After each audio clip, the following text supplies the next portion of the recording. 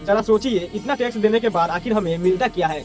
बच्चों के दूध से लेकर मरने के बाद कफन तक पर हम लोग टैक्स देते हैं, लेकिन हमारा टैक्स का पैसा जाता कहाँ है ये हम लोगों को नहीं पता। साफ पानी चाहिए तो वाटर प्यूरिफायर खरीदो, साफ हवा चाहिए तो एयर प्यूरिफायर खरीदो, अगर आपको 24 घंटे बिजली चाहिए तो इन्वर्टर खरीदो।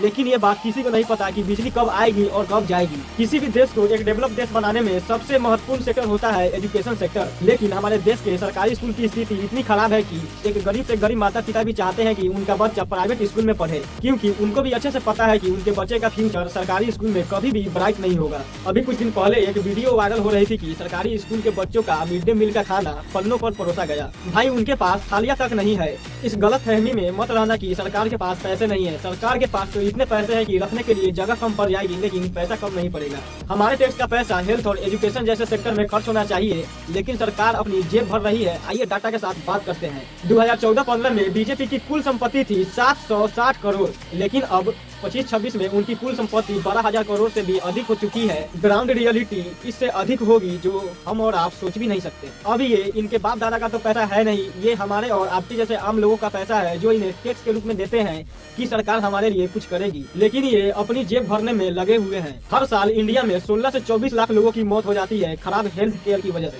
क्योंकि हमारे देश में सरकारी हॉस्पिटल उस लेवल की नहीं है कि एक व्यक्ति को भी अच्छी हेल्थ केयर मिल पाए। और व्यक्ति प्राइवेट हॉस्पिटल में जाता है, लेकिन वहाँ पर इलाज इतना महंगा होता है कि उन्हें घर और खेत बेचना पड़ता है। हम 2 रुपये कमाए उसमें टैक्स, कुछ खरीदे उसमें भी टैक्स, कुछ बेचे उसमें भी टैक्स, और जैसे तैसे कुछ पैसा बचाकर कहीं इन्वेस्ट कर दिए तो उसमें भी टैक्स।